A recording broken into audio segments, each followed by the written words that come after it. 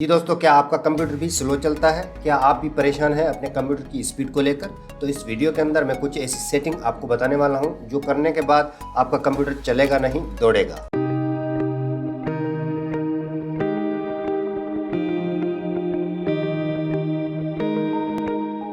Welcome to sit sharing. मेरा नाम अली है। दोस्तों, अगर आप मेरे चैनल पर नए हैं तो चैनल को जल्दी से सब्सक्राइब कर लें और साथ साथ बेल के आइकन को दबाएं ताकि आने वाली वीडियोस का नोटिफिकेशन आपको मिलता रहे। बिना देर किए अपनी वीडियो को शुरू करते हैं। जी फ्रेंड्स, तो शुरू करते हैं। सबसे पहली सेटिंग हम करेंगे स्टार्टअप ऐप्स को डिसेबल करेंगे।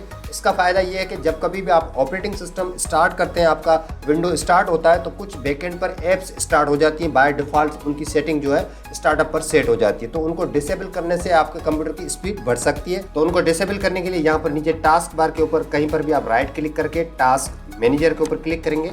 यहाँ पर आपके पास एक टास्क मैनेजर आ जाएगा। यहाँ पर प्रोसेस है, परफॉर्मेंस है, ऐप हिस्ट्री है। बराबर में आपको एक टैब नजर आ रहा होगा स्टार्टअप। इसके ऊपर जैसे क्लिक करेंगे, यहाँ पर आपको कुछ ऐप्स नजर आ रही होंगी। ये ऐप्स आपके ऑपरेटिंग सिस्टम के साथ स्टार्ट हो जाती हैं। देखें, यहाँ पर ऐप के नेम है और बराबर में आपको यहाँ पर एक और टैब नजर आ रहा होगा स्टेटस के अंदर कुछ ऐप्स जो है डिसेबल हैं, कुछ ऐप्स जो है वो इनेबल हैं। आप इनमें से जो ऐप्स स्टार्टअप पर आपको ज़रूरत नहीं है, जो ऐप्स जो है ज़्यादा लोड करती हैं, जैसे कि यहाँ पर माइक्रोसॉफ्ट वन ड्राइव ज़्यादातर जो आपके कंप्यूटर के साथ मतलब विंडो के साथ स्टार्ट हो जाती है और वो क्लाउड पर सिंक्रोनाइज करती है अपनी डेटा को, तो वो ज़्यादातर अपने कंप्यूटर को स्लो कर देती है। तो इसको यहाँ से आप डिसेबल कर दें। इसको हम यहाँ से डिसेबल कर देते हैं। और उसके बाद यहाँ पर कुछ और ऐप्स हैं जैसे कि स्काइप है, इसको यहाँ से हम डिसेबल कर देते हैं। जो भी ऐप आप डिसेबल करेंगे वो स्टार्टअप पर स्टार्ट नहीं होगी। आप जब चाहे उन ऐप्स को ओपन कर सकते हैं। तो इस तरह से ये जो बेकार की ऐप्स स्टार्टअप के साथ स्टार्ट हो जाती है, मतलब कि ऑपरेटिंग सिस्टम के साथ स्टार्ट हो जाती हैं, उनको यहाँ से आप डिसेबल करेंगे तो आपका कंप्यूटर कहीं बेहतर हो सकता है। उसके बाद हम बढ़ते हैं हमारी नेक्स्ट सेटिंग की तरफ। नेक्स्ट सेटिंग के अंदर हम बैकग्राउंड ऐप्स को डिसेबल करेंगे। बैकग्राउंड ऐप्स ऐसी जो आपके बैकएंड पर इस्तेमाल हो रही होती हैं, आप उनको ओपन भी नहीं कर रहे होते, फिर भी आपके कंप्यूटर का जो है पावर, आपके कंप्यूटर की मेमोरी जो है कंज्यूम कर रही होती है। उनको डिसेबल करने से भी आपके कंप्यूटर की स्पीड बहुत ज़्यादा बढ़ सकती है। उनको डिसेबल करने के लिए यहाँ पर आप स्टार्टअप के बटन के ऊपर क्लिक करें और उसके बाद यहाँ पर आप सर्च करें बैकग्राउंड ऐप्स और उसके बाद यहाँ से इसको आप ओपन करें। देन यहाँ पर आपको बहुत सारी ऐप्स हैं जो इनेबल नज़र आ रही हैं। ये बैकएंड पर आपके कंप्यूटर की मेमोरी, आपके कंप्यूटर का पावर इस्तेमाल कर रही होती हैं। इनको आप अगर डिसेबल कर देंगे तो आपके कंप्यूटर की स्पीड बहुत सारी बढ़ सकती है। आप वन बाय वन एक ऐप को यहाँ से डिसेबल कर सकते हैं। अगर आप कोई ऐप ओपन रखना चाहते हैं बैकएंड पर तो यहाँ से आप इनेबल रख सकते हैं। अगर सारी ऐप्स को यहाँ से आप डिसेबल कर देंगे तो आपका कंप्यूटर चलेगा नहीं, दौड़ेगा। उसके बाद हमारी नेक्स्ट सेटिंग है जिसके अंदर हम अनवांटेड सॉफ्टवेयर्स को अनइंस्टॉल करेंगे। उनको अनइंस्टॉल करने के लिए यहाँ पर आप स्टार्ट के बटन के ऊपर क्लिक करें और यहाँ पर आप सर्च करें ऐड और रिमूव प्रोग्राम्स और उसके बाद यहाँ पर इसको ओपन कर लें। यहाँ पर आपको सॉफ्टवेयर्स की लिस्ट नज़र आ रही होगी। ये सारे सॉफ्टवेयर्स आपके सी ड्राइव के अंदर जहाँ पर आपका ऑपरेटिंग सिस्टम इंस्टॉल होता है वहाँ पर ये इंस्टॉल होते हैं। इनमें से जो भी अनवांटेड सॉफ्टवेयर है उसको यहाँ से आप इंस्टॉल कर लें। जैसे कि मैंने एडोब ऑडिशन पता नहीं कब इंस्टॉल किया था, लेकिन बाद में मैंने कभी उसे इस्तेमाल ही नहीं किया, तो उसको यहाँ से मैं अनइंस्टॉल करूँगा। तो फ़ायदा ये होगा कि मेरा सी ड्राइव है उसके अंदर स्पेस कम कंज्यूम होगा। बेहतर ये कि जब कभी भी आप अपने सी ड्राइव को जितना खाली रखेंगे, मतलब कि जो अनवांटेड सॉफ्टवेयर हैं उनको यहाँ से रिमूव कर देंगे, अनइंस्टॉल कर देंगे, तो आपके कंप्यूटर की स्पीड में बहुत सारा फर्क आएगा।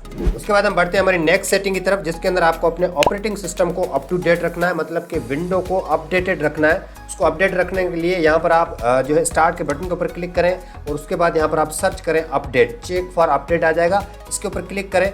एक चीज़ मैं आपको अभी से ही बता देना चाहता हूँ कि आपको ऑटोमेटिक अपडेट नहीं रखना, ऑटो अपडेट नहीं रखना। ऑटो अपडेट को डिसेबल करने के लिए यहाँ पर एडवांस ऑप्शन के ऊपर क्लिक करें और उसके बाद यहाँ पर जो भी ऑप्शन ऑन है उनको यहाँ से आप ऑफ रख लें, मतलब कि डिसेबल कर दें। ऑटो अपडेट से ये होगा कि जब कभी भी आप इंटरनेट कनेक्ट करेंगे वो अपडेट डाउनलोड करके इंस्टॉल करना शुरू कर देगा और उससे क्या होगा कि आपके कंप्यूटर में आप जो काम कर रहे हैं, कोई भी किसी भी प्रोजेक्ट के ऊपर कोई काम कर रहे हैं, वीडियो के ऊपर काम कर रहे हैं, कोई भी डॉक्यूमेंट का काम कर रहे हैं, तो उसके बीच में ये इंस्टॉलेशन करना शुरू कर देगा और आपके कंप्यूटर में स्पीड कम हो जाएगी। तो ये है कि विंडो को अपडेटेड रखना है। अपडेटेड रखने से आपके कंप्यूटर में स्पीड में बहुत फ़र्क आएगा, लेकिन आपको मैन्युअली अपडेट करना है। जब भी आप काम नहीं कर रहे, आपका पीसी या आपका लैपटॉप फ्री है, उस वक्त यहाँ से आप चेक अपडेट करके यहाँ पर एक अपडेट का ऑप्शन बटन आता है, उसके ऊपर क्लिक करेंगे तो वो पहले डाउनलोड करेगा। डाउनलोड करने के बाद इंस्टॉल करेगा, उसके बीच में एक या दो बार रीस्टार्ट भी करता है। तो वो करने के बाद आपका कंप्यूटर बिल्कुल रिफ्रेश हो जाएगा और फ्रेश हो जाएगा और उसके बाद आपका कंप्यूटर चलेगा नहीं, दौड़ेगा। उसके बाद हम बढ़ते हैं हमारी नेक्स्ट सेटिंग की तरफ। नेक्स्ट सेटिंग के अंदर हम ड्राइवर्स को अपडेट करेंगे, मतलब कि आपके कंप्यूटर के अंदर जो भी ड्राइवर्स हैं उनको आप अप टू डेट रखें। जैसे कि आपका वीडियो का ड्राइवर है, ऑडियो का है, इंटरनेट का है या फिर बायोस का है, जो भी ड्राइवर्स हैं वो सारे आप अप टू डेट रखें। उनको अप टू डेट रखने के लिए यहाँ पर आप स्टार्ट के बटन के ऊपर क्लिक करके यहाँ पर आप सर्च करें डिवाइस मैनेजर। यहाँ पर आपके कंप्यूटर के अंदर जो भी हार्डवेयर इंस्टॉल्ड है उनके यहाँ पर आपको ड्राइवर्स नज़र आ रहे होंगे। उनके ऊपर आप राइट क्लिक करके, जैसे कि हम यहाँ पर डिस्प्ले का ड्राइवर है इसके ऊपर आप एक्सपेंड करें। एक्सपेंड करने के बाद यहाँ पर आपको दो हार्डवेयर दिखा रहा है कि एक इंटेल का है, दूसरा एनवीडिया का है। जो भी आप अपडेट करना चाहते हैं उसके ऊपर आप राइट क्लिक करें, देन अपडेट ड्राइवर के ऊपर क्लिक करें। यहाँ पर आपको ज़्यादातर दो ऑप्शन दिखाएगा कि आप अपने कंप्यूटर से ड्राइवर्स की फाइल सर्च करना चाहते हैं या फिर इंटरनेट की मदद से अपने ड्राइवर्स को अपडेट करना चाहते हैं। आपकी मर्जी है, चाहें तो ब्राउज़ करके अपने कंप्यूटर में, अगर आपके पास पहले से ही ड्राइवर्स की अपडेटेड फाइल है तो ब्राउज़ कर लें। अगर आप इंटरनेट की मदद से उनको सर्च करना चाहते हैं, अपडेट करना चाहते हैं तो सर्च ऑटोमेटिकली फॉर ड्राइवर्स इसके ऊपर क्लिक करें। तो इस तरह क्लिक करने से आपके जो भी ड्राइवर्स हैं उनको आप वन बाय वन अपडेट कर लें। इनको अपडेट करने से आपके कंप्यूटर की स्पीड कहीं ज़्यादा बढ़ सकती है। अब हम बढ़ते हैं हमारी नेक्स्ट सेटिंग की तरफ। नेक्स्ट सेटिंग के अंदर हम डिस्क को क्लीन अप करेंगे। डिस्क कौन सी? सी ड्राइव जिसके अंदर हमारा सिस्टम इंस्टॉल है, उसको क्लीन अप करने के लिए यहाँ पर आप स्टार्ट के बटन के ऊपर क्लिक करें और उसके बाद यहाँ पर आप सर्च करें डिस्क क्लीन अप। देन यहाँ से आपको ड्राइव जो है वो सी ही सिलेक्ट करनी है। सी सिलेक्ट करने के बाद ओके के ऊपर क्लिक करें और उसके बाद यहाँ पर कुछ फाइल्स हैं वो आपको सिलेक्ट करनी है। कौन सी फाइल आप डिलीट करना चाहते हैं बाय डिफॉल्ट, जैसे कि downloaded programs files, temporary internet file, और नीचे आप टेम्परेरी फाइल्स को भी सिलेक्ट कर लें, रिसाइकिल बिन को भी सिलेक्ट कर लें और उसके बाद यहाँ पर क्लीन अप सिस्टम फाइल के ऊपर क्लिक करें। देन दोबारा सी ड्राइव आ जाएगा और ओके के ऊपर क्लिक करें और उसके बाद यहाँ पर आप मोर ऑप्शन के ऊपर क्लिक करें और उसके बाद कह रहा है यहाँ पर system restore and shadow copies, इसके अंदर यहाँ पर आप क्लीन अप के ऊपर क्लिक करें। यहाँ पर आपको कहेगा are you sure you want to delete all but the most recent restore point, मतलब कि जो भी फाइल आपने सिलेक्ट की थी पीछे वो आप डिलीट करना चाहते हैं कि नहीं करना चाहते। यहाँ से आप डिलीट के ऊपर क्लिक करें। वो जो भी आपकी अनवांटेड या फिर टेम्परेरी फाइल्स थी या फिर रिसाइकिल बिन के अंदर जो भी फाइल्स थी या फिर टेम्परेरी इंटरनेट फाइल थी वो सारी डिलीट हो जाएंगी। उसके बाद यहाँ पर आप ओके के ऊपर क्लिक करें, देन डिलीट फाइल के ऊपर क्लिक करें। देखें यहाँ पर ये फाइल्स को कैलकुलेट करके उन फाइल्स को डिलीट कर रहा है। तो इस तरह से डिस्क क्लीन अप करने से भी आपके कंप्यूटर की स्पीड कहीं ज़्यादा बढ़ सकती है। उसके बाद हम बढ़ते हैं हमारी नेक्स्ट सेटिंग की तरफ। नेक्स्ट सेटिंग का नाम है डिस्क डिफ्रैगमेंट या फिर ऑप्टिमाइजेशन। उसका मतलब ये होता है कि आपकी जो हार्ड डिस्क के अंदर जो स्पेस कंज्यूम हुआ है उसको रीऑर्गेनाइज करता है। वो किस तरह से करेंगे? यहाँ पर आप स्टार्ट के बटन के ऊपर क्लिक करें और उसके बाद यहाँ पर आप सर्च करें डिफ्रैगमेंट एंड ऑप्टिमाइज ड्राइवर्स, उसके ऊपर क्लिक करें।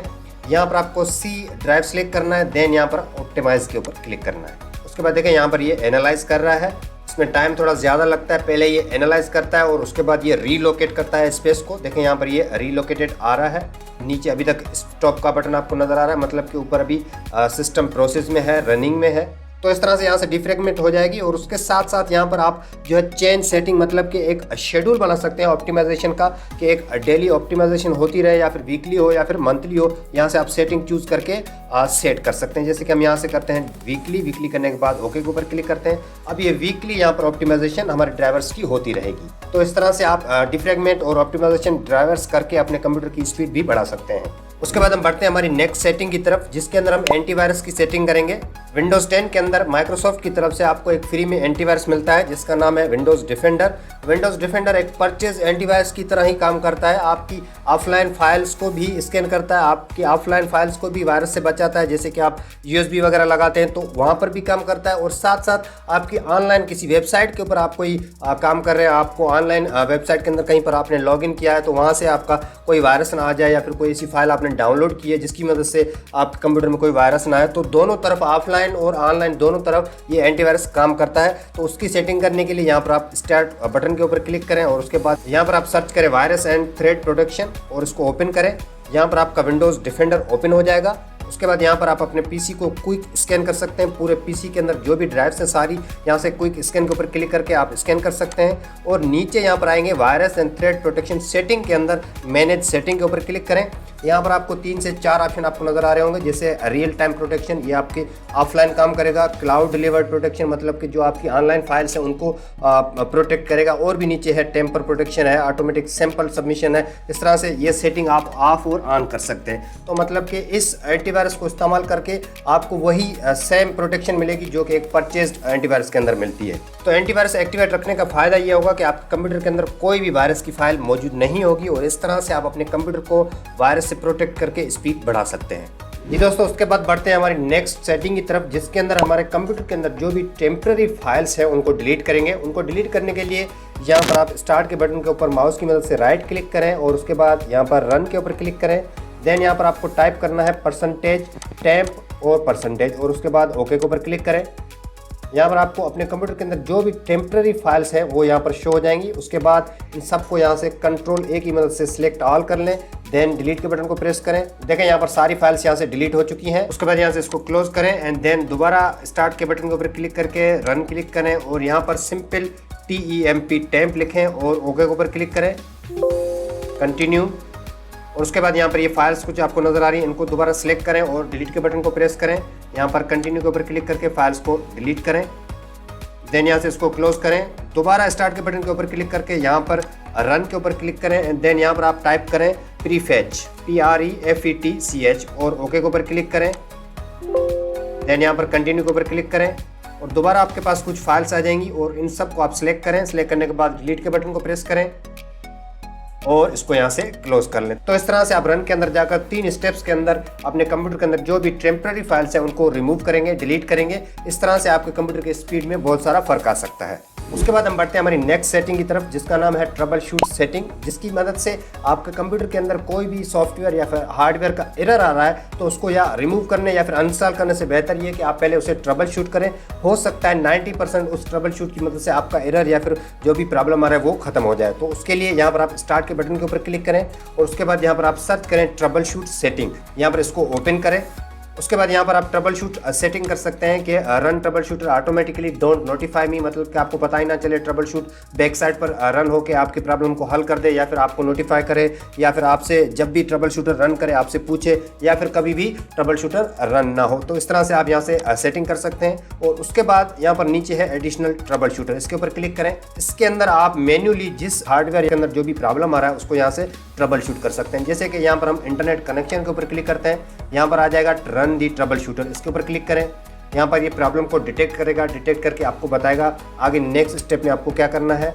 यहाँ पर कह रहा है please select the issue window shoot troubleshoot. यहाँ पर हम करते हैं troubleshoot my connection to internet, इसको सिलेक्ट करते हैं। फिर ये इंटरनेट कनेक्शन को ट्रबल शूट करेगा, चेक करेगा कि कोई इंटरनेट कनेक्शन में तो कोई प्रॉब्लम नहीं है या फिर इस लैपटॉप के अंदर या पीसी के अंदर जो चिप है वाईफाई की या फिर इथरनेट केबल है उसके अंदर कोई प्रॉब्लम है। देखिए अभी नेटवर्क एडाप्टर हर चीज़ को चेक करेगा, डिटेक्ट करेगा, जो भी मसला होगा उसको रिजॉल्व करके आपको रिजल्ट दिखाएगा।